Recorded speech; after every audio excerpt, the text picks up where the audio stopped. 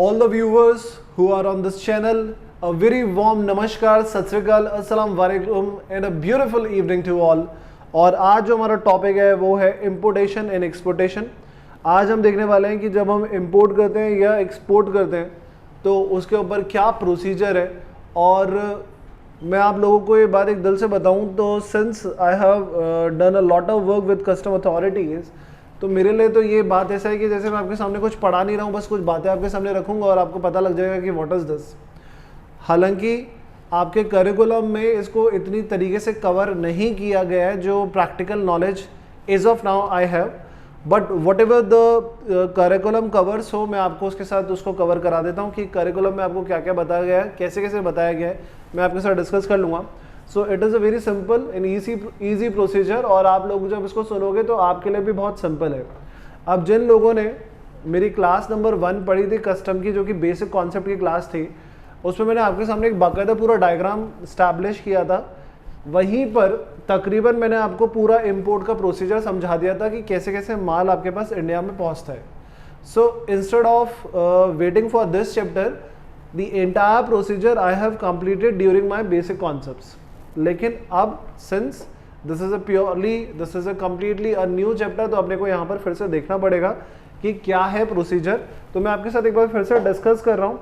यहाँ पर procedure discuss करने के बजाय आपके करिकुलम में उन्होंने बता रखा है कि आप ये बताइए कि पर्सन इंचार्ज की ड्यूटी क्या होती है, आप ये बताइए कि जो इम्पोर्टर है वो अगर माल अपना वेयर हाउस में रखता है तो उसके जो माल उसका वेयर हाउस में रखा हुआ है उसके ऊपर इम्पोर्टर के क्या क्या राइट्स हैं, what is warehousing, without warehousing, what is transit and transshipment of goods.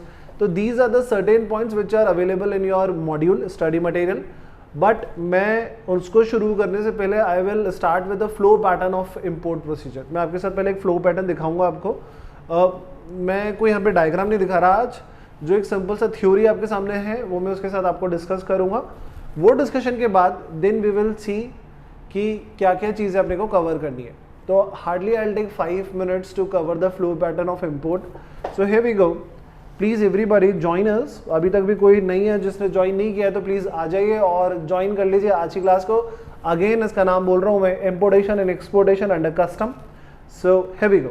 First of all आप लोगों की स्क्रीन पर अब आपको दिख रहा है, this is the flow pattern of import is given here in below. तो आप लोगों के सामने मैंने टोटल 10 पॉइंट रखे हैं। पिछली वाली स्लाइड में 5 पॉइंट थे और इस वाली स्लाइड में 5 पॉइंट है। फ्रॉम 6 to 10 इस वाली स्लाइड में और 1 to 5 इसमें है। तो कुछ 10 पॉइंट आपके सामने बात कर रहा हूँ और you will get the idea of flow pattern of import. अगर बाहर हमारी कंट्री में कोई भी गुड्स आ रहे हैं from the country outside India, बाहर की कंट्री से कोई गुड्स इंडिया में एंटर कर रहे हैं, तो what would be the import procedure, क्या रहेगा इम्पोर्ट प्रोसीजर, उसके ऊपर डिस्कशन है। ओके तो सबसे पहले the person in charge of the vessel. Who is the person in charge of the vessel? जो भी बाहर से शिप लेके आ रहा है उसका शिप का जो मास्टर है, the master of the vessel is known as person in charge. So the person in charge of the vessel या the person in charge of the aircraft. Aircraft का पर्सन इंचार्ज कौन होता है? सर पायलट होता है। So the person in charge of the vessel or the aircraft or any other person notified by the central government calls on the port and files the arrival report with the custom authorities। अब जब आ गया है person in charge तो उसको बुलाते हैं और बोलते हैं कि लाइए भैया आपका अराइवल रिपोर्ट दिखाइए। अराइवल रिपोर्ट तो यानी कि कस्टम पोर्ट के ऊपर उनसे क्या मांगा जाता है कि आप अपना अराइवल रिपोर्ट दिखाइए। आप लेके आए होंगे ना यहाँ पर, तो आप इम्पोर्ट मैनिफेस्टो लेके आए होंगे। अब अगर कोई पर्सन इंचार्ज बाय वेसल आ रहा है या बाय एयरक्राफ्ट आ रहा है तो वो साथ में क्या लेके आता है? अपना इंपोर्ट मैनिफेस्टो। और अगर बाय रोड आ रहा है तो क्या लेके आता है? इंपोर्ट रिपोर्ट लेके आता है। ठीक है, बस इतना सा फर्क है। बाकी दोनों जगहों पर बाय एयर और बाय वेसल अगर कोई आ रहा है, मैं कह रहा हूँ बाय एयर या बाय सी कोई आ रहा है। अब बाय एयर को मैं बोल देता हूँ भाई एयरप्लेन से कोई आ रहा है या बाय सी वेसल से कोई आ रहा है, तो उनको फाइल करना होता है इंपोर्ट मैनिफेस्ट। मैं इंपोर्ट मैनिफेस्टो ही बोलता हूँ। और बाय रोड कोई आ रहा है तो उनको फाइल करना होता है इंपोर्ट रिपोर्ट। ये जो इंपोर्ट मैनिफेस्ट जब इनको फाइल करना होता है, या अराइवल रिपोर्ट इनको जो भी फाइल करना होता है, ये इनको इन एडवांस फाइल कर देना होता है कि सर हमने फाइल कर दिया, please check the import manifest. अगर आपने एडवांस में फाइल नहीं करा, जो भी हमने आपको टाइम बाउंडेशन दी गई है उस with in a time frame में आपने ये फाइल नहीं करा तो आपको पेनल्टी पे करनी पड़ेगी, और which is very rare case कि उसको माफ़ कर दिया जाए, कॉन्डोन हो जाए वो पेनल्टी कि आपके ऊपर ना लगे, और अदरवाइज आपके ऊपर 50,000 का पेनल्टी लग जाता है। इंपोर्ट रिपोर्ट जो है, इंपोर्ट रिपोर्ट वो लोग फाइल करते हैं, वो पर्सन इंचार्ज फाइल करता है अगर वो जो गुड्स लेके आया दूसरी कंट्री से वो वाया रोड लेके आया, बाय रोड लेके आया। तो अगर बाय रोड लेके आए तो इंपोर्ट रिपोर्ट आप एडवांस में भी फाइल कर सकते हो, और जब आप एक बार आप अराइव कर चुके हो कंट्री में तो उसके अगले 12 घंटे के अंदर अंदर भी फाइल कर सकते हो। You have a 12 hours time to file the import report. Anyway, let's move further. Now the person in charge of the vessel or the aircraft or any other person notified by the government or calls on the port, बुलाते हैं उसको भैया port पे बुलाते हैं। अब that was a custom port or a custom airport and files the arrival report with the custom authorities, और custom authorities को देते हैं कि ये लीजिए सर, ये है मेरा arrival report। First point, the custom authorities check the document, grant entry inward to the vessel। अब कस्टम अथॉरिटी उनको देती है कि ये लीजिए ग्रांट एंट्री इनवर्ड, आपको मतलब ग्रांट करती है, सेंक्शन करती है उनको entry inward, that now you can enter to the base line of the port और अपने माल को क्या कर सकते हो, अनलोड कर सकते हो। तो ये जो एंट्री इनवर्ड इनको दिया जाता है that is known as IGM number, that is known as IGM number, जिसको अपन बोलते हैं, यहाँ पे नहीं लिखा हुआ तो मैं लिख देता हूँ, this is known as import general manifesto, import general manifesto. तो आईजीएम नंबर इनको देते हैं, और we will permit the master of the vessel to land and unload the cargo, यानी कि once the person in charge of the vessel receive the IGM from the custom authorities, the IGM is a proof that now I can unload the goods to your custom port. तो एक बार अपने को entry inward मिल गया तो अपन चौड़े के अंदर घुसते हैं पर्सन इंचार्ज कि भाई अपने को आईजीएम नंबर मिल गया है, सारे डॉक्यूमेंट चेक हो गए हैं, अब ये जो माल है उतारो तुम्हारे पोर्ट पे और हमको करो विदा आगे, ठीक है। हालांकि ये जितनी आसानी से आप लोग सुनते हो और मैं आसानी से बोलता हूँ, this is a very tedious procedure और it is a very lengthy procedure, बहुत समय लग जाता है इन सब चीज़ों में। This is the second point. Third point is the vessel discharge the cargo into the custody of the port trust authority or any other authority appointed in particular port to receive the cargo। फिर finally उस cargo को हम discharge कर देते हैं कि भैया ये सामान है, आप इस सामान को उतरवा लो सारा का सारा, ठीक है। अब जितना भी सामान है, हो सकता है कि ये जो बाहर से शिप आई है, इस शिप में ये जितना माल आया है दिस पर्टेन्स टू, इतना माल pertains to India, and it may be possible that इसके अलावा ये जो ब्लैक कलर में गुड्स पड़े हुए हैं, ये ब्लैक कलर वाले goods is pertains to some other country. तो खाली उतना माल ही अनलोड होगा जितना इंडिया में अपन लेके आए हैं, वो जितना इंडिया से रिलेटेड है, जितना कि यहाँ पर उतरना है, सारा का सारा नहीं, सारा का सारा नहीं उतरना है। सारा का सारा कब उतरता है ये अभी अपन सीखेंगे transit and transshipment of goods पे। तो एनीवे बाहर से कार्गो आया है and we define them that this much amount of quantity pertains to this port, इतना ही इतना पोर्ट पे उतरेगा। Okay, the importer of the goods, जिसने वो गुड्स मंगवाए हैं, the importer of the goods deliver the negotiable bill of leading receive from the shipper of the goods to the master और the steamer agent of the vessel and obtains the delivery order. अब जो importer वहाँ पर खड़ा होता है वो वहाँ पर क्या देता है, वो बिल ऑफ लीडिंग देता है। सर अब ये बिल ऑफ लीडिंग आप कौन सा वर्ड यूज़ कर रहे हो? सर मैं आपको बताता हूँ what is bill of leading, बहुत सिंपल हिंदी में समझा रहा हूँ। बिल ऑफ एंट्री में आप लोगों को समझा चुका हूँ और बिल ऑफ एक्सपोर्ट में आप लोगों को समझा चुका हूँ। Bill of entry has been available with the importer, the bill of export has been available with the exporter and the shipping bill has been available with the person in charge। तो ये इन लोगों ने जो भी माल खरीदा था, बेचा था, ये सब उस तरीके से होती है बिल ऑफ एंट्री। अभी जब ये माल लेने आएगा इम्पोर्टर तो बिल ऑफ एंट्री देगा असेसिंग ऑफिसर को। अब वो bill of entry white colour का होगा तो होम कंजम्पशन के लिए जाएगा, येलो कलर का होगा तो वेयर हाउस के लिए जाएगा। तो येलो कलर का होगा बिल ऑफ एंट्री तो फिर इनटू बॉन्ड में जाएगा वो, है ना, अपन लोगों ने पढ़ा था। फिर वो फाइनली उसको ग्रीन कलर का बिल ऑफ एंट्री देना पड़ेगा, that was known as ex bond bill of entry. आप लोगों के साथ डिस्कस कर चुका हूँ। अभी ये क्या दे रहा है, अभी ये दे रहा है bill of lading. Bill of leading क्या होता है कि जब बाहर से जब माल आ रहा था, कहाँ से, दूसरी कंट्री से जब माल आ रहा था, तो उस टाइम पर माल जब वहाँ पर लोड हो रहा था ना, माल जब लोड हो रहा था तो लेट से 10,000 यूनिट्स लोड होनी थी।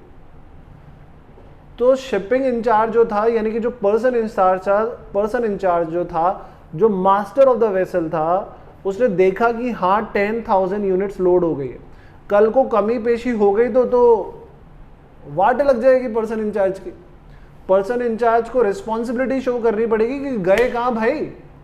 तो पर्सन इंचार्ज ना बड़े तरीके से देखता है, yes the 10,000 goods has been loaded on my vessel. फिर वो बाकायदा उसके सामने वो सारी डिटेल्स होती है, उसके ऊपर वो साइन करता है कि हाँ मेरे कार्गो में, हाँ मेरे शिप में कितने 10,000 यूनिट्स पड़े हुए हैं, वो उसको साइन करता है। तो bill of lading is a document which shows that the loading has been done in the presence of the master of the vessel. Bill of lading क्या होता है? बिल ऑफ लेडिंग एक तरीके से, मैं आपको बताऊं, बिल ऑफ लेडिंग एक तरीके से शो करता है, ये लेडिंग वर्ड को आप इस तरीके से देखो, ये शो करता है लोडिंग को, कि लोडिंग हुई है गुड्स की लोडिंग हुई है और अभी ये वाले goods is in the position of the master in charge. तो अब क्या होता है, इंपोर्टर क्या देता है उनको? नेगोशिएबल बिल ऑफ लेडिंग देता है। नेगोशिएबल बिल ऑफ लेडिंग बेटा बहुत सिंपल सी चीज है, ये ओरिजिनल होता है। Non negotiable bill of entry जो अगर आप पढ़ोगे तो वो नॉन नेगोशिएबल जो होता है वो ओरिजिनल बिल ऑफ लेडिंग का कॉपी होता है बस। अब ये क्या है ना, मैं इतना बोल रहा हूं ना तो मेरे को डर लगता है कि आपको कंफ्यूज ना कर दूं, क्योंकि मैंने तो काम करा हुआ है तो मेरे तो दिमाग में चीजें आने लगती है। तो वेरी सिंपल, अब इंपोर्टर आया, इंपोर्टर ने बिल ऑफ लेडिंग दी। Bill of lading is a document which shows that the loading, the exact quantity of loading has been occurred at the time of export. तो बोल रहा है कि ये देखो 10,000 यूनिट चढ़ी थी आपके शिप पर। बोला हाँ हाँ चढ़ी थी। अब आप यही इसी के हिसाब से 10,000 यूनिट यहाँ पर क्या करो, अनलोड कर दो। Okay, fifth point is the importer make self assessment. अब इंपोर्टर सेल्फ असेसमेंट कर रहे हैं and there after present a bill of entry in prescribed form. ये कौन से फॉर्म है मैं आपको बता चुका हूँ, either that would be for home consumption or a warehouse. So the importer makes self assessment and thereafter present a bill of entry in prescribed form electronically for clearance of the goods for home consumption or warehouse। तो जो bill of entry देनी होती है अब सिर्फ electronically ही होती है। कोई बहुत ही ऐसे सर्कमस्टांसेस आ गए हैं तो प्रॉपर ऑफिसर फिजिकली एक्सेप्ट करेगा, नहीं तो ऐसा होता नहीं है। आगे बढ़े, next is in case bill of entry for home consumption is presented and the proper officer and the proper in case bill of entry for home consumption is presented and proper self assessment made by the importer, the proper officer shall make an order of clearance of the goods for home consumption only after अब आपने bill of entry दिया और आपने proper self assessment कर दिया है। अब proper officer उस पर क्लियरेंस ऑर्डर दे देगा कि भाई माल घर ले जाओ, सिर्फ तब ओनली आफ्टर जब प्रॉपर ऑफिसर सेटिस्फाइड होगा that the assessment done by the importer is up to the mark and there is no need of change anything. So if proper officer is satisfied that the such goods are not prohibited goods and import duty has been paid, कि आपने जो assessment किया है वो एकदम proper है and the import duty has been paid by the importer, there is no prohibited goods, these goods are under green signal, इनको ले जाने दिया जाए। क्लियर बात? Okay. Now second is in case bill of entry for warehousing is presented, the importer has to execute double duty bond। अब मैं आप लोगों को ना ये बात वैसे बता देना चाहता हूं कि this is now become a triple duty bond. अब ये अपन जब आप ड्यूटी ड्रॉबैक देखोगे तब मैं आपको ज़्यादा बता दूंगा। Now it is a triple duty bond. अब तुमको अमाउंट का 3 गुना अमाउंट देना पड़ता है, 3 गुना लगान तुमको देना पड़ेगा, ठीक है। जब तुम अपना माल लेने आओगे तो उसमें से एडजस्ट कर देंगे। भाई तुम आ जाए बोला कि मेरा माल वेयर हाउस में रखवा दो, एक सिंपल छोटा अमाउंट लेता है, ऐसा छोटा अमाउंट तो कभी सुना भी नहीं होगा कस्टमर वालों ने। बोला 10,000 रुपये ड्यूटी पे कर। अब 10,000 रुपये तुम्हारा ड्यूटी बनता है तो बोला कि 30,000 रुपये का ड्यूटी बनता है। अब तुमने वेयर हाउस में जमा कराया। अब कल को जब तुम लेने आए तो तुमने बोला कि भाई मेरी तो 10,000 बनी थी, बाकी के 20,000 रुपये मुझे लौटाओ। तो बोला काय के लौटाए, 10,000 तो तुम्हारी इंपोर्ट ड्यूटी बनी जो बनी, उसके अलावा वेयर हाउस में जो तुमने माल रखा वहां पे रखने का माल, सिक्योरिटी हम कस्टम जो कस्टोडियन है उसको भी फीस पे करनी पड़ती है, उसकी ड्यूटी। तो ये सब कुछ ना हम हिसाब किताब लगाते हैं और बोलते हैं कि टोटल तुम्हारा हो गया 15,000, तुमने 30,000 दिया है, 15,000 काटा, बाकी का 15,000 लौटा दिया। तो कल को वो आए ना आए, हम उसे एडवांस में ही 2 गुना और ज़्यादा लेके रखते हैं। तो anyway, in case bill of entry for warehousing is presented, the importer has to execute a triple duty bond. In such execution on order for deposit of goods in a warehouse shall be made by the proper officer. On showing the custom clearance to the port trust authority or any other custodian of the cargo, the importer takes delivery of the cargo for home consumption or for deposit in a warehouse. अब जो port trust authority ने order issue कर दिया है कि या तो ये घर ले जाओ या ये वेयर हाउस में रखा दो, इसके बेस पे इंपोर्टर अपना माल या तो घर ले जाता है या क्या करता है, वेयर हाउस में रखा देता है। ठीक है, नाउ अगर उसने अपना गुड्स जो है वो वेयर हाउस में रखवाए हैं तो अभी एक स्टेप और बढ़ेगा, that is for removal of goods from warehouse the importer files the ex bond bill of entry for clearance of the warehouse goods. Under this bill of entry duty will be assessed again in terms of section 15(1)(b of the custom act 1962। अब अगर उन्होंने ex bond bill of entry दी है तो अब इस time पे custom की क्या रेट लगेगी ये तुमको पता है। तो कस्टम की कौन सी रेट लगती है सर? कस्टम की रेट लगती है होम कंजम्पशन में तो जिस दिन बिल ऑफ एंट्री फाइल करा और जिस दिन एंट्री इनवर्ड मिला, whichever is later. Okay, और अगर सर वेयर हाउस करा है तो जिस दिन वो x bond bill of entry file करता है उस दिन जो कस्टम ड्यूटी चल रही होती है वो लगती है। तो तभी तो बोला जा रहा है कि under this bill of entry the duty will be assessed again in terms of section 15(1)(b, ये अपन ने पढ़ा था। ठीक है, after payment of custom duty so redetermine and other charges payable to the warehouse keeper including rent and interest, the goods are remove from home consumption. जो goods है वो क्या हो जाते हैं, उसको होम कंजम्पशन के लिए रिमूव कर दिया जाता है। So this was the flow pattern of import. अब let's move to the next topic which is section 29। Section 29 एक बहुत सिंपल सा सेक्शन है जो कह रहा है arrival of vessel and aircraft in India. अब आपका जो बाहर से माल आना था या तो वेसल या बाय एयरक्राफ्ट जैसे भी माल आना था, बाय सी और बाय एयर, अब वो इंडिया में आ चुका है। What should be the duty of the person in charge to deal with it? What are the obligation on the person in charge? So the obligation of person in charge is mentioned under section 29. The relevant provision are is under person in charge to call oblique person in charge to call oblique land conveyance at custom airport the person in charge of a vessel or an aircraft entering India from any place outside India shall not cause or permit the vessel or aircraft to land for the first time or at any time while it is carrying passenger or cargo brought in that vessel or aircraft or at any other place other than a custom port or custom airport in the case may be unless permitted by the board। तो बहुत सीधी सी बात बोली गई है, diagram मेरे को बनाना आता नहीं है पर मैं बनाऊंगा। अब आप शिप से आ रहे हो ये माल लेके, कहाँ पर आ रहे हो सर? आप आ रहे हो कस्टम पोर्ट पर, या आप हवाई जहाज से आ रहे हो। अब हवाई जहाज कैसे बनाते हैं भाई? ये हवाई जहाज, मेरे जैसा हवाई जहाज कोई बनाने लगा ना तो कसम से मैंने तो मछली बना दी है। अब या तो आप हवाई जहाज से हो रहे हो और ऐसे ही हवाई जहाज मिलता है, हमारे यहाँ ऐसा ही मिलता है हवाई जहाज। आशीष चंचलानी को सुनेगा तुम लोगों ने, हमारे यहाँ ऐसा ही होता है हवाई जहाज, तो हमारा ऐसा ही हवाई जहाज है। अब आप हवाई जहाज से आ रहे हो तो दोनों का कॉमन बना देता हूँ। तो ये जो पर्सन इंचार्ज है, either it is coming through vessel or it is coming through aircraft, either it is coming at custom port or a custom airport. तो whether it is coming first time, पहली बार आ रहा है, या कभी भी आ रहा है एट एनी टाइम। तुम पहली बार आओ या कभी भी आओ, तुम्हारी इज्जत वही रहने वाली है, ज़्यादा इज्जत तुमको मिलने की है नहीं। बोला कि भाई कभी भी अपने जहाज को, ये हवाई जहाज हो या समुद्री जहाज हो, इसको तुम हमारी परमिशन के बिना हमारे कस्टम पोर्ट पे, हमारे एयरपोर्ट पे लैंड नहीं करवा सकते। और सुनो, अगर हमसे परमिशन नहीं लिए कि यहां पे नहीं हो सकते तो उड़ते रहो, घूमते रहो, लेकिन कहीं और भी जाके लैंड नहीं कर सकते। यानी कि अगर इसमें इंडिया के गुड्स पड़े हुए हैं तो you can not land your vessel or this aircraft to any other place. तो कितनी सिंपल बात बोली गई कि हमसे पूछे बिना हमारी जगह पे भी नहीं आओगे और कहीं और भी नहीं जाओगे।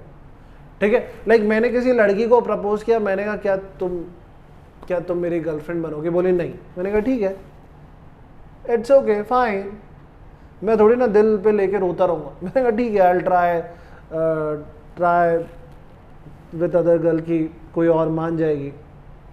तो मैं दूसरी लड़की के पास जाने लगा तो उस लड़की ने मुझे रोक दिया और बोले कि तुम किसी और को प्रपोज नहीं करोगे। मैंने कहा क्यों नहीं करूँगा, खुद तो हाँ कर नहीं रही है, तो मैं तो ज़िंदगी जीऊँ, मैं थोड़ी ना बाल ब्रह्मचारी बैठ के ज़िंदगी ख़राब करूँगा। मैं जाता हूँ कहीं और ट्राई करूँगा किसी और को।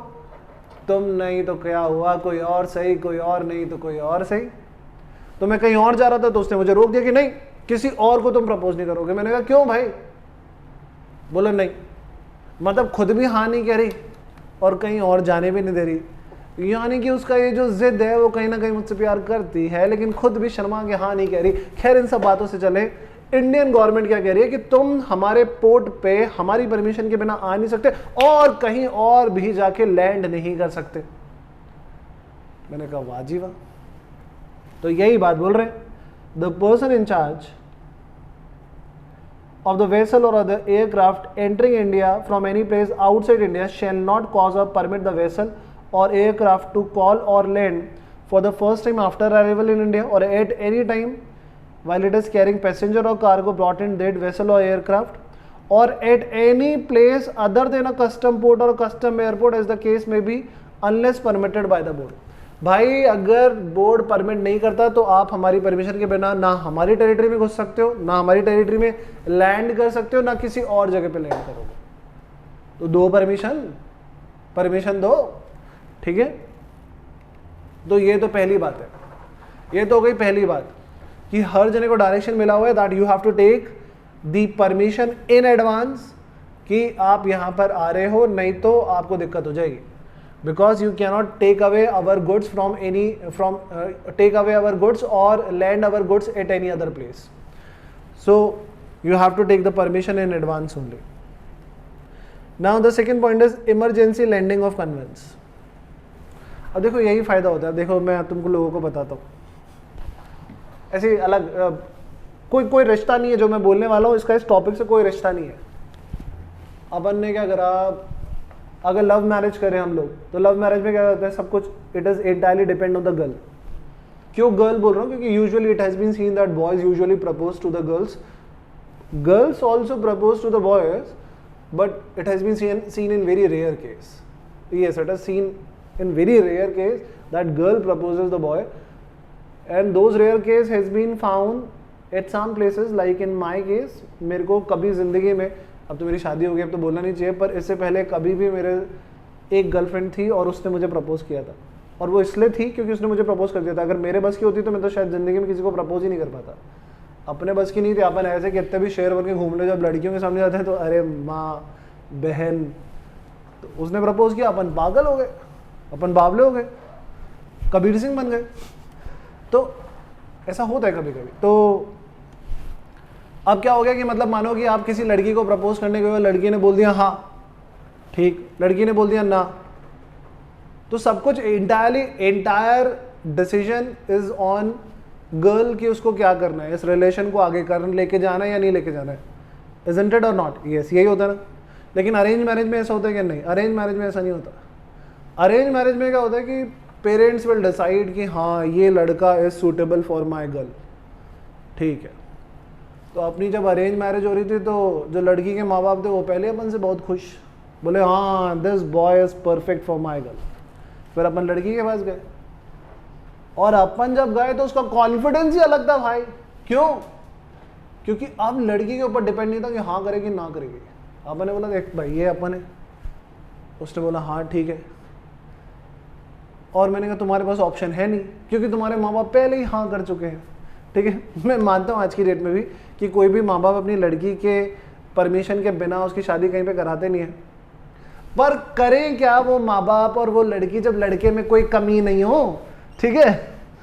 तो क्या कह रहा था मैं कि अरेंज मैरिज में आपके पास चांसेस होते हैं कि लड़की ना भी कर दे तो you have a chance, if you have a good bio, you have a reputation, आपको उसके माँ बाप की हाँ है ना, तो ऑलमोस्ट लड़की की मानो हाँ होती है। क्योंकि लड़की ऐसे बोलती है नहीं मैं शादी वहीं करूँगी जहाँ पर मेरा मन करेगा, आपके बोलने से कहीं नहीं कर लूँगी। पर आपको मैं सच्ची ईमानदारी से बात बताऊँ, आपसे ज़्यादा ना लड़के ढूंढने में आपके माँ बाप गौर से और चौकन्ने होकर देखेंगे जब भी आपकी शादी हो रही होगी लड़कियों की। तो क्योंकि माँ बाप के लिए ना आप इतनी प्रीशियस होना जितनी आप अपने लिए भी नहीं है। तो वो अगर कहीं आपको बोलेंगे ना तो वो पहले ही असेसमेंट वगैरह, इंस्पेक्शन वगैरह सब कर लेंगे, उसके बाद ही बोलेंगे बेटा ये। तो आप वैसे ही ना नहीं कह पाओगे, क्योंकि माँ बाप ने अगर कुछ सोच के हाँ बोली होगी, ऐसे नहीं बोली होगी। आपकी हाँ तो ऐसी हाँ होती है, और क्या लग रहा है भाई, स्टार्ट लग रहा है लड़का, बस इसी से शादी करूंगी मैं, ऐसा होता है। माँ बाप की हाँ होती है कि the boy is settle, everything is, the family is good, सब कुछ ठीक है, तब हाँ होती है। चलो इस मैटर से बाहर आते हैं, पता नहीं कहाँ लड़के लड़कियों में घुस जाते हैं हम लोग भी। हाँ जी, तो सबसे पहले तो अपन पढ़ रहे थे the obligation of the person in charge. तो बोला गया द पर्सन इन चार्ज को पहले से एडवांस में परमिशन लेना पड़ेगा, ठीक है, तो ही वो अपने पोर्ट पे आके अपने वेसल को या अपने एयरक्राफ्ट को लैंड करा सकता है, और विदाउट परमिशन वो और कहीं पर भी नहीं करा सकता। अब आते हैं इमरजेंसी लैंडिंग इन कन्वेंस। अब सर अगर इमरजेंसी है तो, लाइक इमरजेंसी कैसी है सर, वेसल आ रहा है और उसका किसी दूसरे वेसल के साथ अगर एक्सीडेंट हो गया, या फिर स्ट्रेस ऑफ वेदर है, यानी कि बहुत तूफान चल रहा है, अब टेंशन हो गई है कि जिंदा भी बचेंगे या नहीं बचेंगे, पता नहीं, ऐसी बातें भी हो रही हैं अब तो बोला गया when there is a emergency and under the emergency circumstances everything is allowed. तो बोला the above provision shall not apply in relation to any vessel और aircraft which is compelled by accident, stress of weather or other unavoidable cause of land at any other place than a custom port or custom airport, but the person in charge of any other such vessel or aircraft. So under these circumstances तीन बातें याद रखना, देखो तीन, अगर accident हो गया है तो, अगर स्ट्रेस है वेदर का, या फिर और कोई अनअवॉइडेबल कॉज है, तो ये तीन केसेस में you can land your port to some nearby place कि आप अपने आप को सुरक्षित कर पाओ पहले। लेकिन अब आप ये काम करने वाले हो कि सर मैं नहीं आ सकता, मैं आपसे परमिशन लेने में अभी दुख हो जाएगा मुझे, मेरे को बहुत यहाँ पे इमरजेंसी की बात है ये, तो now I have to go some place, some near island, कि मैं वहाँ पर जाऊँ और अपने आप को सेव करूँ। तो क्या करना होता है, जो मास्टर ऑफ द वेसल होता है ना, वो हमेशा, मास्टर ऑफ द वेसल मैं आपको बताऊं, ये लोग हमेशा ना बहुत ही इंटेलिजेंट होते हैं और प्रेजेंस ऑफ माइंड के होते हैं, क्योंकि इन्हें पता होता है कि इनको कौन कौन से सर्कमस्टांसेस देखने हैं। आप कितने होशियार हो, ये होशियारी मैं आपको बताऊं, आप लोग कितना पढ़ के गए हो एग्जाम में, उससे ज़्यादा इंपॉर्टेंट होता है कि जब आप एग्जाम में बैठे हो तो how your presence of mind is working, उस टाइम पे आप कितने एक्टिव हो, वो सबसे ज़्यादा इंपॉर्टेंट होता है। कुछ लोग पूरी रात पढ़ के जाते हैं और उस एग्जाम में फिर भी पास नहीं होते, क्यों? उन्होंने पढ़ा आपसे ज़्यादा है, पर वो इतना थक चुके होते हैं कि अब उनका दिमाग थका हुआ होता है जब आप वो एग्जाम में बैठे होते हैं। इसलिए तो माँ बाप हमारे कहते हैं कि पहले पढ़ लो और एग्जाम से पहले अच्छी नींद लेके जाना, कि वहाँ पर तुम एकदम फ्रेश माइंड के साथ बैठो तो दिमाग ना काम कर रहा हो। तो ये जो पर्सन इन चार्ज है ना, उसको जब दिखा कि अरे देयर इज इमरजेंसी, सो उसने क्या करा, सबको छोड़ के सबसे पहले इंटीमेट करा उधर कस्टम अथॉरिटी को, किसी the weather is not good, मैं अपना वेसल घुमा रहा हूं और जो पास में आइलैंड है वहां पे लेके जा रहा हूं। So accordingly the person in charge of such vessel और aircraft shall immediately report the arrival of the vessel or landing of the aircraft to the nearest custom officer or the officer in charge of a police station and shall on demand produce to him the log book belonging to the vessel और aircraft. तो जो सबसे पास में custom port होगा वो बोलेगा मैं वहां पे लेके जा रहा हूं सर, और वहां पे जो कस्टम पुलिस होगी मैं उनको दिखा दूंगा कि ये सामान जो है ये यहाँ का नहीं है, आगे किसी जगह का है, क्योंकि इमरजेंसी आ गई थी तो हम यहाँ पे रुक गए। Second, shall not without the consent of any officer permit any goods carried in the vessel और aircraft to be unloaded from or any of the crew or passenger to depart from the vicinity or the vessel of the aircraft and shall comply with any direction given by such officer with respect to such goods. बोला गया कि अब आप near by area में पहुंच गए हो, लेकिन आप पहुंच गए हो, आपको वहां पर कोई भी सामान उतारना नहीं है, कोई भी गुड्स अनलोड नहीं कर सकते, कोई भी पैसेंजर वहां पर आ रहे हैं तो वो पैसेंजर वहां पर उतरेंगे नहीं, because those passengers or those goods belongs to some other port. आप कहीं और पे रुक गए हो because there was emergency. Once the weather gets clear, चीज़ें साफ हो जाएं, आप वहाँ से मूव करो और जहाँ पर इन गुड्स को अनलोड होना है वो वहीं पर अनलोड होंगे. तो आपको ना वहाँ पर जान माल कुछ नहीं उतारना है, यानी कि पैसेंजर और गुड्स कोई भी वहाँ पर उतरेगा नहीं. You are there only to take rest कि जब तक चीज़ें नॉर्मल हो जाए. क्लियर बात. तो यही बोला गया. And they should comply with any direction given by the such officer with respect to such goods and no passenger or member of the crew shall without the consent of any such officer leave the immediate vicinity of the vessel or the aircraft. Clear है बात. अब इसमें भी एक exception है. बोला गया अगर it is a matter related to the health or safety purpose where the passenger or a crew member may leave the place for the health or safety purpose. However, nothing in the section shall prohibit to departure of any crew or passenger from the vicinity or removal of goods from the vessel or aircraft where the departure or removal is necessary for the reason of health, safety and preservation of life or property. अब बोला गया कि कल को ऐसा मान लीजिए कि हम जहाँ पर नियर बाय आइलैंड पे उतरे हैं, नियर बाय कस्टम ऑफिस पे उतरे हैं, वहाँ पर भाई साहब क्रू मेंबर को उतारना ही पड़ेगा क्योंकि कुछ लोगों की तबीयत बहुत खराब हो गई है. तो बोला when it is a matter of health and safety. When it is a matter of health and safety तो कोई भी सेक्शन बड़ा सेक्शन नहीं है, आप क्रू मेंबर वहां पर उतर सकते हैं. तो जहां पर हेल्थ और सेफ्टी की बात आ जाती है वहां पर आपको कोई टेंशन नहीं है, आप जहां पर हो वहां पर उतरो और अपनी हेल्थ को बताओ. जान है तो जहान है. ठीक है. क्लियर बात. ओके. तो when it comes to the reason of health and safety और द प्रिजर्वेशन ऑफ लाइफ और प्रॉपर्टी, आपको लगता है कि जो वेसल है वो बहुत ज़्यादा बल्कि हो गई है और हिल रही है, तो आप उसमें से कुछ सामान भी उतार सकते हो, गुड्स भी अनलोड कर सकते हो कि जो शिप है उसको बैलेंस कर सको. ठीक है. तो गुड्स उतरने हो, पैसेंजर उतरने हो, in respect of health and security it is done. तो पूरा सेक्शन क्या बोल रहा है? पूरे सेक्शन में सबसे पहले बोला गया कि see without permission of the custom port no aircraft or no vessel can land in India first time or at any time, and that vessel or that aircraft cannot land at any other place without the permission of the custom authority. पहली चीज, पहले point में ये strict था. दूसरे point में बोला कि जहां पर स्ट्रेस हो वेदर की वजह से, जहां पर एक्सीडेंट हो जाए या कोई अनअवॉइडेबल रीजन है, तो वहां पर आप जो नियर बाय कस्टम ऑफिस है या नियर बाय आइलैंड है वहां पर उतर जाइए, लेकिन आप हमको इंटीमेट कर दीजिए और आप वहां पर रुक जाइए कि भैया weather conditions are not good. But ये आपने इसलिए करा because you met accident, because the weather was not good, because there was some unavoidable reason. तो हमने आपको परमिट करा कि आप पास में चले जाइए, लेकिन वहां पर ना कोई सामान उतरेगा, ना कोई पैसेंजर या क्रू मेंबर उतरेगा. ये इन्होंने सेकेंड पॉइंट में बोला. थर्ड पॉइंट में बिल्कुल लिबरल हो गया. बोला when it comes to safety और हेल्थ तो anything is allowed, anything is allowed. जान से ऊपर कुछ भी नहीं है. क्लियर है. So this was section 29.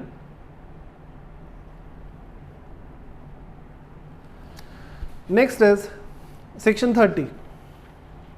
Now what is section 30? Delivery of import manifest or import report. According to section 224 of the Custom Act 1962, import manifest or import report means the manifest or report as required to be submitted under section 30 of the Custom Act 1962. Who is the person liable for manifest or report? The person in charge of the conveyance has to present import manifest in case of vessel or aircraft, or import report in case of vehicle in prescribed form. The central government specify other person who can furnish import manifest or import report. तो import manifest कौन देता है? Sir वो person in charge ही देता है. Time limit of presentation, sir आपको कब तक देना है? द इम्पोर्ट मैनिफेस्ट और import report has to be presented within the following time limit. बताइए सर. वेसल और एयरक्राफ्ट में देखिए, it should be electronically produce prior to the arrival of the vessel और एयरक्राफ्ट एट कस्टम स्टेशन. आपको आने से पहले पहले वो फाइल कर देना है इम्पोर्ट मैनिफेस्ट कि हम आ रहे हैं, हमने इलेक्ट्रॉनिकली एडवांस में आपको बता दिया. In case of vehicle with in 12 hours after it's arrival in the custom station. आप कस्टम स्टेशन में पहुंच गए हो, अगले 12 घंटे के अंदर अंदर पहुंच गए हो, गाड़ी चला के आए हो, थक गए हो, पराठे वराठे खाओ, चाय वाय पियो, उसके बाद 12 घंटे के अंदर अंदर फाइल कर देना, ठीक है।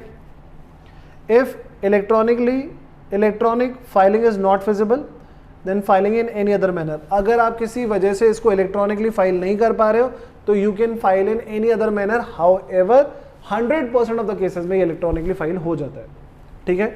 Now the next is what is the penalty, अगर आपने इसको with in time frame file नहीं करा तो मैं आपको बता चुका हूं, this would be any value but does not exceed ₹50,000.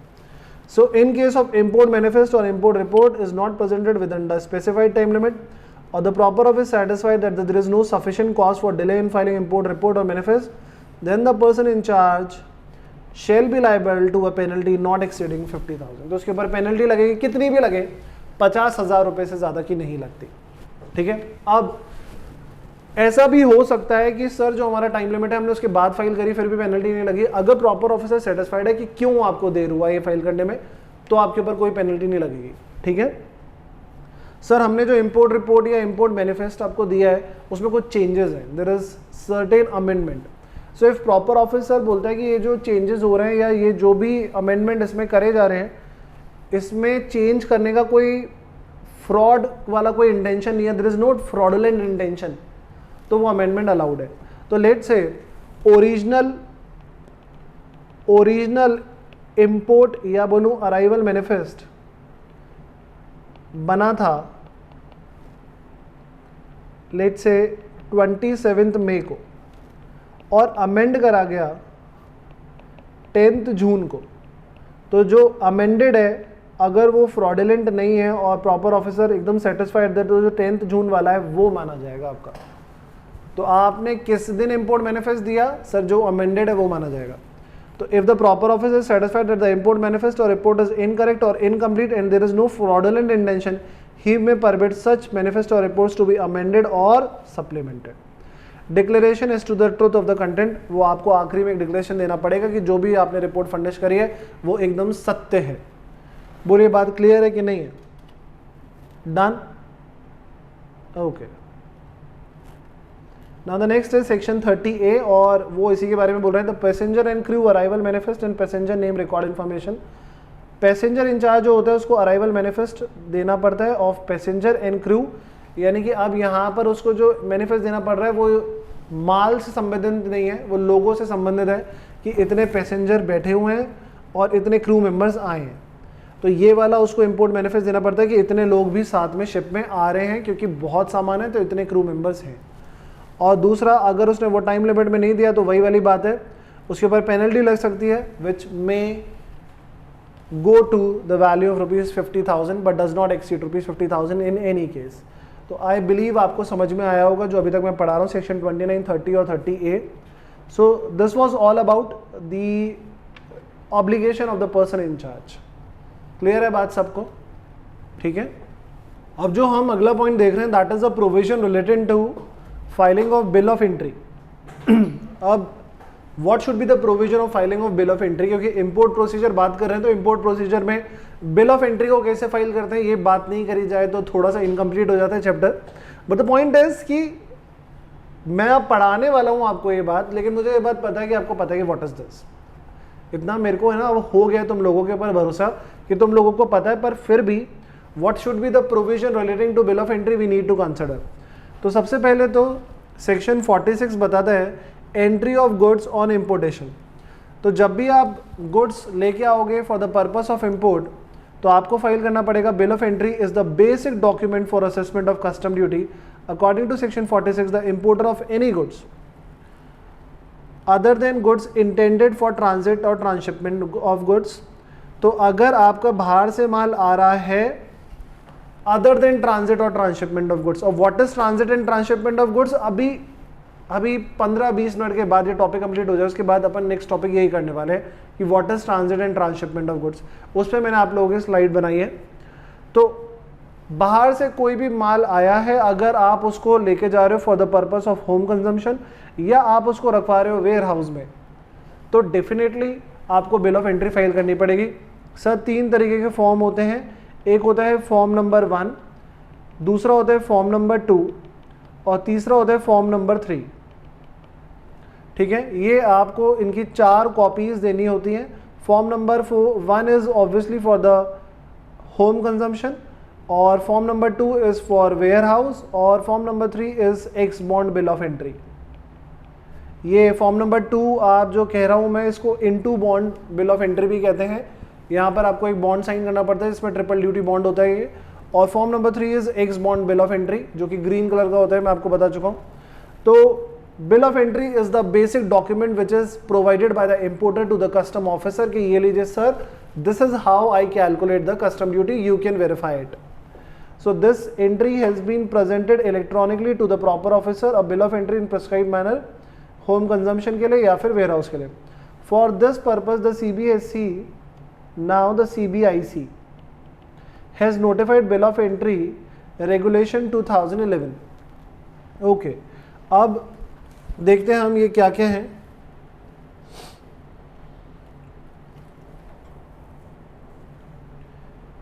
ये मैंने आपको जो बताया इसको ध्यान रखिएगा। ना electronic filing is not feasible. अगर आपको ये जो भी बिल ऑफ एंट्री फाइल करना है ये इलेक्ट्रॉनिकली फाइल करना है। अगर किसी भी वजह से ये आप फाइल नहीं कर पा रहे हैं तो आप किसी और अदर मैनर में फाइल कर दीजिए, there is no issue at all. Done. ये एक और कारण होता है, मैं बताता हूँ। जब हम इलेक्ट्रॉनिकली फाइल करते हैं ना तो हमको लेट से 20 इंफॉर्मेशन देनी है, हमको देनी है बीइंग इम्पोर्टर।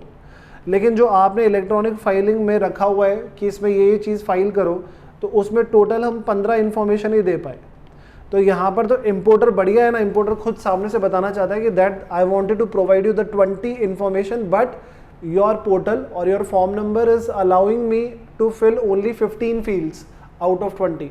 तो वो अलग से भी फाइल कर सकता है कि सर ये कुछ चीज़ें हैं जो मैं ऑनलाइन पोर्टल पे फाइल करते वक्त नहीं भर पाया था, तो I am filing in any other manner. Done. Next is examination और warehousing of a goods in absence of information required for filing of bill of entry. अब आपका एग्जामिनेशन होगा गुड्स का। अगर आपने इंफॉर्मेशन जो दी है बिल ऑफ एंट्री की वो नहीं फाइल करी है, सो एग्जामिनेशन और warehousing of a goods in absence of information required for filing of bill of entry. अगर बिल ऑफ एंट्री नहीं आई है तो अब इन गुड्स का क्या करें? तो हम एग्जामिन करते हैं कि भैया कौन से गुड्स हैं, देखो इसके लिए कोई बिल ऑफ एंट्री तो आई नहीं है। एक काम करो, इन गुड्स को वेयर हाउस में रखवा दो। जब आएगा कोई भी पर्सन तो उसे मांगेंगे कि बिल ऑफ एंट्री दे, और वेयर हाउस में रखवाने का तो जो अलग चार्ज है वो तो लगेगा ही लगेगा। तो whatever the goods which are loaded at which are unloaded at Indian port और उसके ऊपर कोई बिल ऑफ एंट्री नहीं है, तो हम उसको रखवा देते हैं पोर्ट से वेयर हाउस में, अगर वेयर हाउस में जगह है तो, नहीं तो वो पोर्ट पे ही पड़े रहते हैं। ठीक है। So if the proper officer makes and subscribes to a declaration before the proper officer to the effect that he is unable for want of full information to furnish all the particulars of the goods, the proper officer pending the production of such information permit him previous to the entry thereof to examine the goods in the presence of officer of a custom or to deposit the goods in a public warehouse without warehousing the same। ठीक है। तो अगर proper officer को कहीं पर ऐसा लग रहा है सर कि whatever the goods which is imported in India, उनके ऊपर जो बिल ऑफ एंट्री दी गई है उसके ऊपर फुल इंफॉर्मेशन नहीं है, तो they can keep the goods in a warehouse, they can keep the goods in a warehouse. अब यहाँ पर ना मैं आपको एक टॉपिक बाद में पढ़ाने वाला था, पर वो मैं अब आपको यहीं पे पढ़ा रहा हूँ। मैं यहाँ पर बताना चाहता हूँ क्योंकि क्या होता है ना, कई बार सिमेट्री बन रही होती है। अब यहाँ पर अभी हम बिल ऑफ एंट्री की बात कर रहे हैं कि बिल ऑफ एंट्री का क्या प्रोविजन है। बहुत लोग मुझे ध्यान से सुनिएगा। अब होता क्या है, ये बिल ऑफ एंट्री तो एक अपना अलग कॉन्सेप्ट है जो चल रहा है। इसके अलावा मैं आपको बताना चाहूँगा, लाइक बाहर से कोई गुड्स, ये गुड्स आए बाहर से और ये इंडियन कस्टम पोर्ट पे रखे हुए हैं। ठीक है जी। अब इन गुड्स को क्या करना है कि ये इंपोर्टर आया और ये प्रॉपर ऑफिसर है। प्रॉपर ऑफिसर ने बोला हाँ भाई ये जो तुम्हारे गुड्स हैं इनका क्या करना है, तुमको लेके जा रहे हो कि क्या? तो इंपोर्टर बोलता है कि सर मेरे को ये वाले जो गुड्स है ना, ये मैं वेयर हाउस नहीं करवाना चाहता। सुनो, वेयर हाउस नहीं करवाना चाहता, पर मैं इसको लेके भी नहीं जाना चाहता। बोला मतलब ये क्या बकवास चल रही है? बोला बकवास नहीं कर रहा हूँ सर, मतलब कि मेरे को इनको वेयर हाउस करवाना नहीं है, क्योंकि इवेंचुअली तो ये मेरी फैक्ट्री पे ही जाएंगे, तो ये गुड्स मैं यहाँ से लेके जाऊँगा, फिर मेरा जो भी पोस्ट शिपमेंट पे खर्चा होगा, दैट्स अ डिफरेंट थिंग, फिर मैं अपनी फैक्ट्री में इनको लेके जाऊंगा। मतलब कि usually the people keep the goods in warehouse, क्योंकि उनको वो गुड्स वापस एक्सपोर्ट करने होते हैं। तो बोला कि सर सुनो, today it is not possible for me to take the goods, मैं इन गुड्स को लेके नहीं जा सकता, आज या आने वाले कुछ दिनों तक मेरे लिए पॉसिबल नहीं है। लेकिन मैं डिले नहीं करना चाहता था, क्योंकि मैंने आपको बिल ऑफ एंट्री दे दी थी और आपने मुझे जैसे बिल ऑफ एंट्री असेसमेंट करके दे दी है, तो मेरे पास सिर्फ एक दिन का समय होता है कि मैं आपको पूरा पेमेंट कर दूं और अपने गुड्स ले जाऊं। अब चूंकि मेरे पास सिर्फ एक दिन का समय है, मैं आपको पेमेंट कर रहा हूं for the purpose of home consumption, but I can not take away this goods for the purpose of home consumption.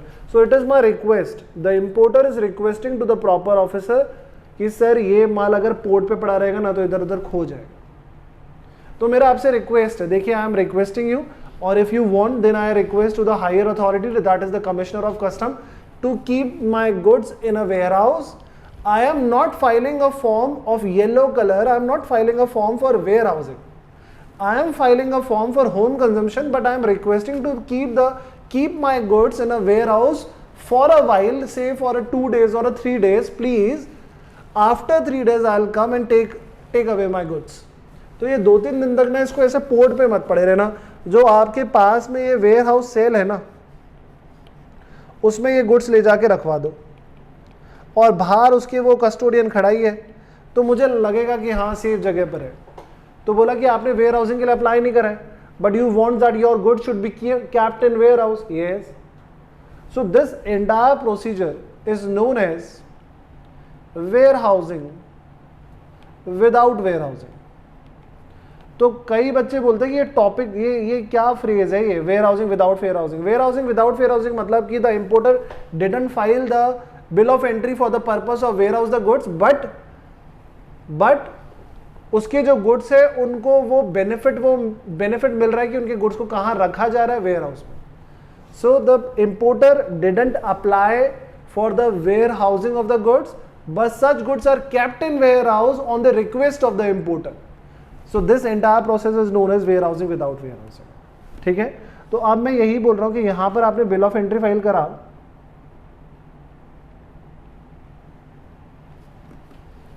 ये रहा। अब क्या हुआ कि बिल ऑफ एंट्री किसी केस में नहीं आया मानो, तो हम क्या करते हैं, एग्जामिनेशन करते हैं।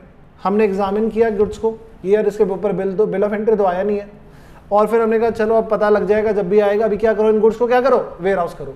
तो क्या कोई बिल ऑफ एंट्री आया था कि वेयर हाउस करने के लिए? नहीं आया था, वेयर हाउस करने के लिए नहीं आया था, पर हमने उन गुड्स को क्या रख दिया, वेयर हाउस में रख दिया। तो we examine the goods and kept in the warehouse of the goods in the absence of information required for filing of bill of entry. ठीक है, तो this is one of the way कि क्या करते हैं custom port पे। बाकी warehousing without warehousing क्या होता है ये भी मैंने आपको बता दिया। तो यहाँ पे जब ये टर्म मैंने पढ़ा तो इसलिए मैंने लिखा कि when the proper officer is unable for want of full information or furnish all the particulars of the goods, तो फिर he will examine the goods in the presence of officer of custom, the importer will examine the goods in the presence of officer of the custom and to deposit the goods in a public warehouse without warehousing the same. So this is the language कि importer जब बाद में आता है अपनी bill of entry लेके, तो वो देखता है कि सारा माल आया हुआ है, वो एग्जामिन करता है, और उसके गुड्स जो वेयर हाउस में पड़े होते हैं without applying for the warehousing, तो वो देखता है कि हाँ everything is goods. Bill of entry to include all mention in bill of lading. Bill of entry में वो सारी चीजें मेंशन होनी चाहिए जो बिल ऑफ लीडिंग में मेंशन है। बिल ऑफ लीडिंग में क्या मेंशन होता है मैंने आपको बताया था। Bill of lading is basically tells about कि माल जो है वो एक्सपोर्ट कंट्री में लोड हो गया था, the possession is with the person in charge ने उसके ऊपर सिग्नेचर करे थे कि ये सारे गुड्स मेरे पास हैं। Done. Time limit for presentation of bill of entry. The importer shall present the bill of entry before the end of the next day following the day on which the aircraft or vessel or vehicle carrying goods arriving at custom station at which such goods are cleared for home consumption or warehouse. तो कब तक file कर देना होता है इसको bill of entry की? जब आपका माल बाहर से आ चुका है, जब आपका एयरक्राफ्ट बाहर से आ चुका है, या जो आपकी वेसल है वो बाहर से आ चुकी है, तो जो आपका अगला दिन है वो खत्म होने से पहले आपको बिल ऑफ एंट्री फाइल कर देनी है। तो suppose on 12th of May the vessel has arrived then by the end of the 13 में you have to file the bill of entry. तो आपको बिल ऑफ एंट्री फाइल कर देनी है। वापस से बोल रहा था, importer shall present bill of entry before the end of the next day following the day on which the aircraft or vessel arrives at the custom station। अब late से your goods has been arrived on 14th of August, तो आपको अगले दिन के and होने तक पहले आपको दे देनी है। पर 14 अगस्त को आपके जो गुड्स आए हैं, 15 अगस्त की छुट्टी है, तो आपको 16 अगस्त तक वो क्या करने हैं, आपको बिल ऑफ एंट्री फाइल कर देनी है। However a bill of entry may be presented within 30 days of the expected arrival of the aircraft or vessel or vehicle by which goods have been shipped or imported into India. आप चाहिए तो bill of entry को आप advance में भी दे सकते हैं, लेकिन आपका कब आने वाला है वेसल या एयरक्राफ्ट उसके 30 दिन के एडवांस पे दे सकते हैं। Suppose I have an idea कि मेरा जो शिप है वो 15 दिन के अंदर अंदर आने वाला है, तो I do not wanted to make any delay, मैंने आज ही उसकी बिल ऑफ एंट्री फाइल कर दी। तो I file the bill of entry in advance, उसके अगले दिन तो छोड़ो, मैंने एडवांस में 15 दिन में लेट से मैंने कोई बिल ऑफ एंट्री फाइल कर दी कि मेरा शिप आने वाला है, लेकिन अगले 30 दिन के अंदर वो आया ही नहीं, तो मैं एडवांस में बिल ऑफ एंट्री फाइल कर सकता हूँ, लेकिन नॉट अर्लियर देन 30 days। पर वो किसी भी वजह से वो आया ही नहीं अगले 30 दिन के अंदर, तो मुझे फिर से बिल ऑफ एंट्री फाइल करना पड़ेगा, क्योंकि कोई बिल ऑफ एंट्री आपने फाइल करा, उस बिल ऑफ एंट्री से 30 दिन गुजर गए और कोई भी आपका वेसल या एयरक्राफ्ट नहीं आया है, तो ये जो बिल ऑफ एंट्री आपने फाइल करा था ये नलिफाइड हो जाएगा। अब आपको फिर से बिल ऑफ एंट्री फाइल करना पड़ेगा कि आपका कितने दिनों में आप एक्सपेक्ट कर रहे हो कि आ जाएगा, या तो जिस दिन आ जाएगा उस दिन फाइल कर देना है, उसके अगले दिन तक फाइल कर देना।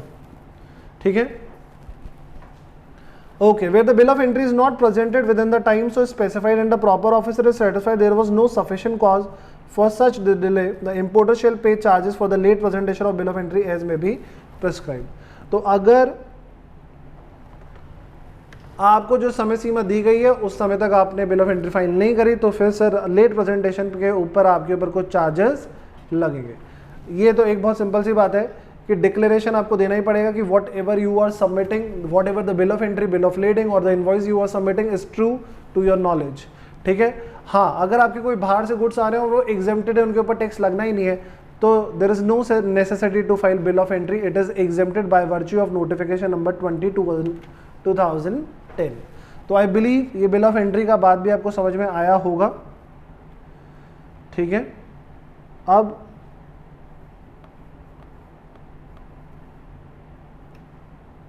देखिए ये क्या है, नेक्स्ट सेक्शन।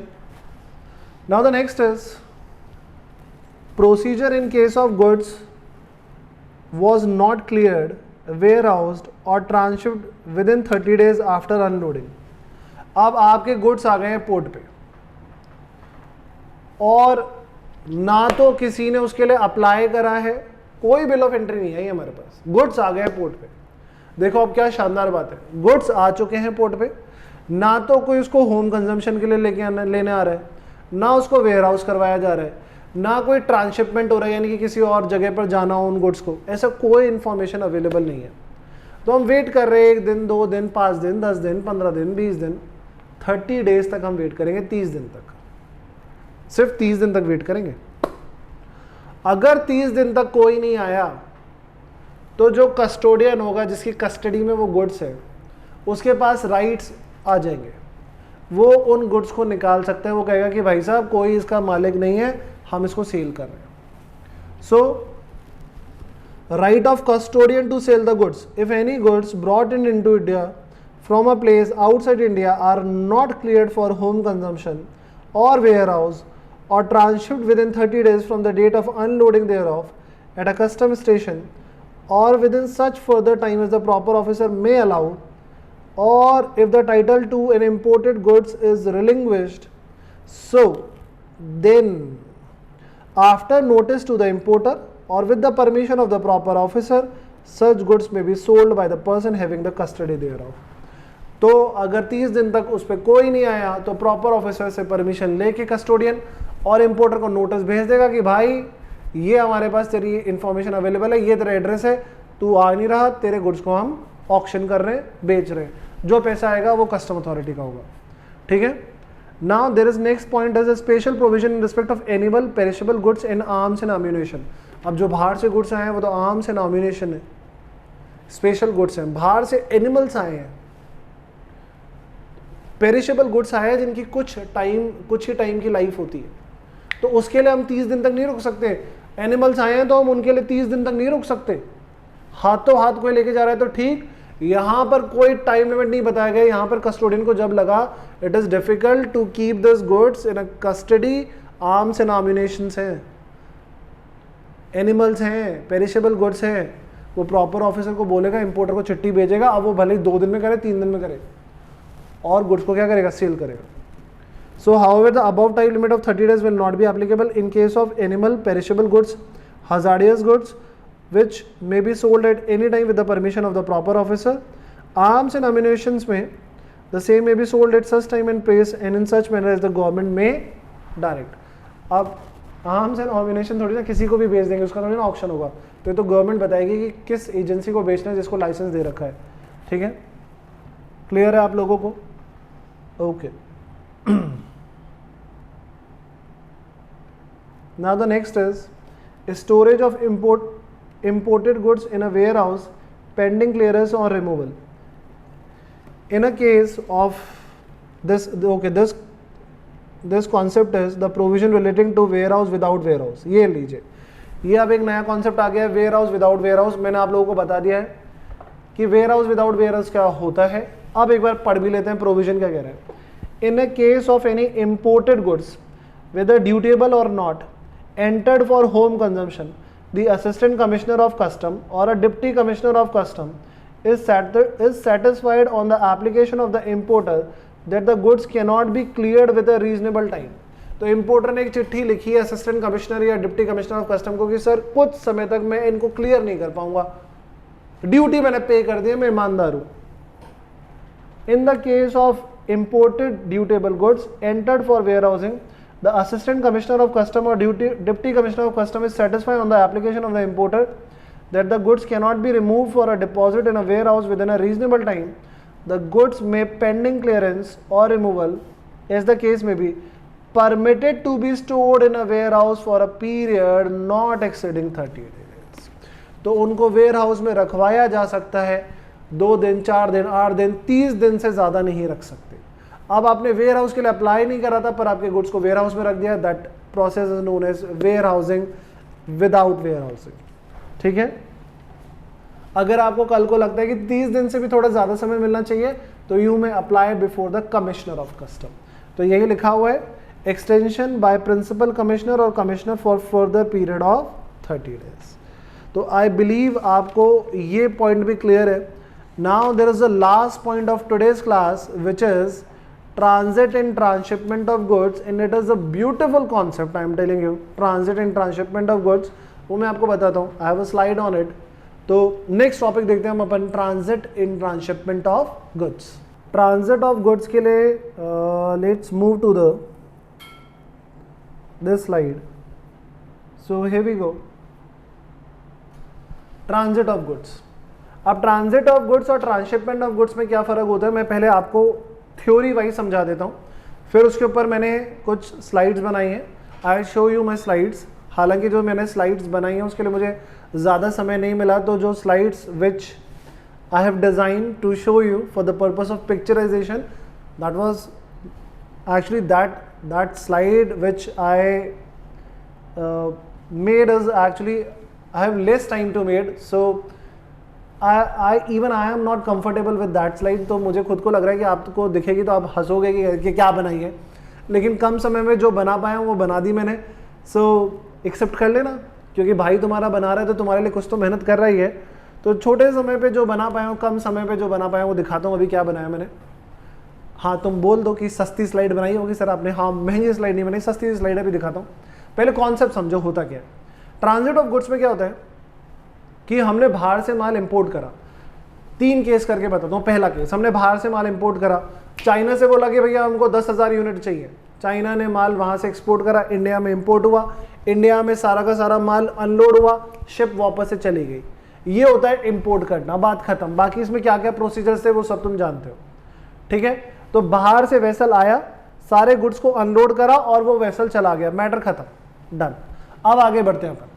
अब अपन पढ़ रहे हैं ट्रांजिट ऑफ गुड्स क्या होता है। ट्रांजिट ऑफ गुड्स में क्या हो रहा है कि चाइना को हमने ऑर्डर दिया कि हमको इतने गुड्स की रिक्वायरमेंट है, बोला कितने गुड्स की नंबरिंग करवाओ, हमने कहा 30,000 यूनिट्स चाहिए हमको, 30,000, ठीक है।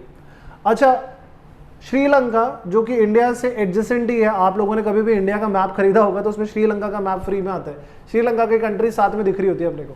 तो श्रीलंका ने भी चाइना में फ़ोन किया कि हमको ये गुड्स चाहिए, तो चाइना ने बोला ओके ओके, यही वाले गुड्स इंडिया भी इंपोर्ट कर रहा है, आप भी इंपोर्ट कर रहे हैं, तो सुनो हम एक ही वेसल भेजेंगे, पहले वो इंडिया में आएगी क्योंकि India is more closer then China, तो पहले वो इंडिया में आएगी, तो इंडिया में पहले वो 30,000 यूनिट्स उतार देगा, उसी वेसल में हम आपकी यूनिट्स भी भेज देंगे।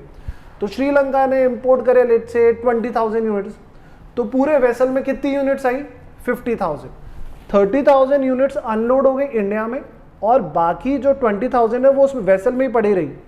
फिर बोला कि अरे ये 20,000 यूनिट को उतारो ना, बोला ये आपकी नहीं है, ये श्रीलंका के लिए आई है, श्रीलंका कंट्री में जाके उतरेगी। बोला अच्छा, तो फॉर दोज 30,000 यूनिट्स जो इंडिया में ही अनलोड हो रहे थे गुड्स, उनके लिए वो 30,000 गुड्स के लिए तो इंडिया का पोर्ट क्या कहलाएगा, कस्टम पोर्ट। और वो 20,000 यूनिट्स जो इंडिया में अनलोड नहीं होने क्योंकि वो दूसरी कंट्री से हैं, दूसरी कंट्री में जाने हैं, तो उन गुड्स के लिए वो इंडिया का पोर्ट क्या कहलाएगा, वो कस्टम पोर्ट नहीं कहलाएगा, वो उनके लिए कहलाएगा ट्रांजिट पोर्ट। कौन सा पोर्ट कहलाएगा, ट्रांजिट पोर्ट। ठीक है, अब ये 30,000 यूनिट्स यहाँ पे अनलोड हो गए, सारे प्रोसीजर हो गए, बोला शिप तुम आगे निकल जाओ श्रीलंका के लिए, और वो शिप वहां से आगे निकल के चला गया, कहाँ पे, श्रीलंका। अब जब वो शिप श्रीलंका में पहुंचे तो उसने वहां पर अपने 20,000 यूनिट्स को अनलोड करा, और अनलोड करने के बाद जो श्रीलंका में पोर्ट है उसके लिए वो 20,000 यूनिट्स के लिए वो क्या है, कस्टम पोर्ट। ये जो पूरा प्रोसेस आपने समझा that is known as transit of goods. तो दूसरी कंट्री के थ्रू जब अपन आते हैं, श्रीलंका में जब गुड्स आए थ्रू इंडिया, तो ये होता है ट्रांजिट ऑफ गुड्स। आई बात समझ, ये चाइना, ये इंडिया, ये श्रीलंका, तो ये चाइना से इंडिया में आया फिर श्रीलंका में चला गया। तो when the goods are coming through other countries, तो जहां पर हमारे गुड्स रुके हुए थे that is known as transit of goods. आई बात समझ की नहीं आई, पहला। अब now what is transshipment of goods. Transshipment of goods में भी यही हुआ। ट्रांसशिपमेंट ऑफ गुड्स में क्या हुआ कि श्रीलंका से बोला गया कि सर हम गुड्स तो भेज रहे हैं but there is one problem, जो वहां से वेसल आने वाला है ना, वेसल नंबर 786 786 निकल रहा है, तो वो वेसल इंडिया तक आएगा 50,000 यूनिट्स लेके, इंडिया में 30,000 यूनिट्स तो वो दे देगा, लेकिन 20,000 यूनिट्स के लिए वो वेसल आगे नहीं आ रहा है श्रीलंका से। ये कई बार ऐसे क्या होता है कि there are certain procedure, there are certain rules and regulation कि आप हमारी कंट्री को क्रॉस करते हुए नहीं जाओगे, या कई बार वेसल मना कर देती है कि नहीं हम तो इंडिया तक आएंगे, वापस चले जाएंगे। तो अब चाइना से वेसल निकलेगा और इंडिया में आएगा, पर ये वेसल वापस से चला जाएगा चाइना, लेकिन अब ये माल कहाँ पे जाएगा, क्योंकि ये तो 30,000 यूनिट्स तो इंडिया के, पर 20,000 यूनिट किसके हैं, श्रीलंका के लिए। तो क्या करते हैं, बाहर से वेसल आता है, 50,000 यूनिट्स जो है वो सारे के सारे इंडिया में अनलोड कर देता है। 30,000 यूनिट्स के लिए तो वो कस्टम पोर्ट है, पर 20,000 यूनिट्स के लिए तो वो सर ट्रांजिट पोर्ट नहीं है। अगर वो शिप कंटिन्यू चल रहा होता तो वो ट्रांजिट पोर्ट होता। फिर क्या करते हैं, इंडिया में दूसरा वेसल आता है, और दूसरे वेसल में वो बाकी बचे हुए 20,000 यूनिट्स को क्या करते हैं, दोबारा से लोड करते हैं और उनको कहाँ भेज देते हैं, श्रीलंका। तो जब दो वेसल की एंट्री होती है, पहला वेसल जिसने सारा माल एक जगह पे उतार दिया, और दूसरा वेसल जो श्रीलंका का माल है उसमें वो लेके चला गया, तो इसको बोलते हैं अपन ट्रांसशिपमेंट ऑफ गुड्स। तो what we understood out here is that only one vessel is required in case of transit of goods. However, two vessels are required in case of transshipment of goods. ठीक है, अब जब transshipment होता है, आप मेरे को एक बात बताइएगा, जब ट्रांजिट ऑफ गुड्स हुआ था, ट्रांजिट ऑफ गुड्स, तो क्या 50,000 के 50,000 यूनिट्स अनलोड हुए थे क्या, नहीं। खाली कितने गुड्स अनलोड हुए थे, 30,000, क्योंकि जो हमारी कंट्री के हैं ही नहीं वो अनलोड हुए ही नहीं, वैसा लाके चला गया 20,000 यूनिट्स लेके। लेकिन जब ट्रांसशिपमेंट ऑफ गुड्स था तो क्या 50,000 यूनिट्स अनलोड हुए थे, हाँ सर। फिर उसमें से कितने लोड हुए वापस से दूसरी शिप में, सर 20,000 यूनिट्स जो कि दूसरी कंट्री के थे। तो पहले वाले केस में प्रॉपर ऑफिसर का कस्टम पोर्ट पे प्रेजेंस होना जरूरी नहीं है, क्योंकि उसे पता है कि दूसरी कंट्री का कोई भी ऑब्लिगेशन उसके ऊपर नहीं है, दूसरी कंट्री का माल यहाँ पे नहीं उतर रहा है। पर in case of transshipment of goods the supervision of the proper officer is must, क्योंकि वो खड़ा रहता है कि हाँ अच्छा ये जो गुड्स उतर रहे हैं ये श्रीलंका के, ओके ओके ओके, और ये जो गुड्स अब लोड हो रहे हैं श्रीलंका जा रहे हैं, अच्छा, तो उसके सुपरविजन में लोडिंग अनलोडिंग होती है। तो there is no supervision required in transit of goods, however the supervision is required under transshipment of goods. This is the theory, a simple procedure. मैं अब आपको इसको दिखाने की कोशिश करूंगा. The first case is transit of goods. मैंने बोला कम समय मिला था, फिर भी मैंने कोशिश करी है. सबसे पहले तो there is a map before you. This is a world map, क्योंकि अब since we are dealing in custom law तो अपने को वर्ल्ड मैप देखना पड़ेगा. So this is a world map. मैंने यहाँ पर काम करने की कोशिश करी है. मैं जूम करूँ तो ये देखिए, ये आपके सामने है. यहाँ हम चाइना से खरीदेंगे माल. कहाँ पर आएगा? हमारी खूबसूरत कंट्री इंडिया में. और कुछ माल जाएगा इधर श्रीलंका में. डन. चलिए प्रोसीजर देखते हैं क्या है. तो सबसे पहले तो अब ये जूम हो रखा है, आपको चाइना दिख रहा है, इंडिया दिख रहा है, श्रीलंका दिख रहा है. अब ये चाइना में गुड्स पड़े हुए हैं. अब मेरे पास ऐसा समय नहीं है कि मैं यहाँ पर बाकायदा पोर्ट बना सकता है या कस्टम पोर्ट दिखा सकता है. यहाँ पे ये गुड्स पड़े हुए हैं. अब गुड्स भी ना दो तरीके से मैंने दिखाने की कोशिश करी है, एक लाइट ब्राउन में, एक डार्क ब्राउन में, so that you can identify कि कोई दूसरी कंट्री के, कोई दूसरी कंट्री के. अब ये चाइना में वेसल आया और इसमें ये सारे के सारे गुड्स क्या कर दिए? लोड कर दिए. बोला लेके चले जाओ भैया. कुछ इंडिया में उतरेंगे, कुछ कहाँ उतरेंगे? श्रीलंका में. ये चाइना से निकला वेसल और इंडिया आ गया. देखो अब इंडिया में क्या हो रहा है? अनलोड हो रहे हैं. तो आउट ऑफ, मैं कहता हूँ 50,000, आउट ऑफ 50,000 30,000 गुड्स इंडिया में अनलोड हो चुके हैं. ये देखिए आप, ठीक है. अभी भी कुछ गुड्स इसमें पड़े हुए हैं कि नहीं पड़े हुए हैं? पड़े हुए हैं. अब बोला गया कि ठीक है, तो इन गुड्स के लिए तो ये क्या है बेटा? इसके लिए है कस्टम पोर्ट, और इन गुड्स के लिए ये क्या है? ये है ट्रांजिट पोर्ट.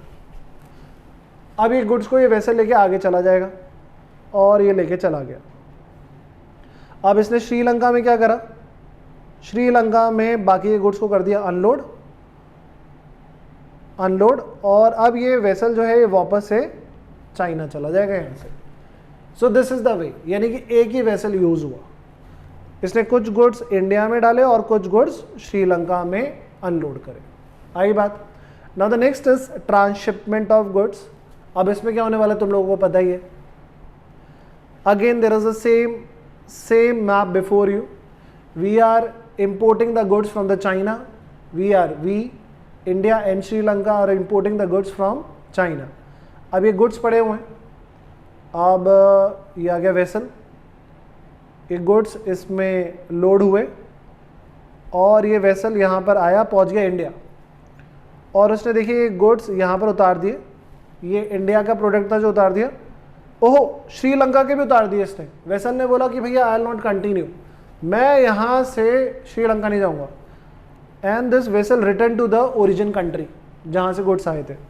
अब ये वाले जो गुड्स हैं सर ये तो हमारे हैं, ये तो इंडिया के हैं, और ये वाले जो गुड्स हैं सर ये श्रीलंका के हैं.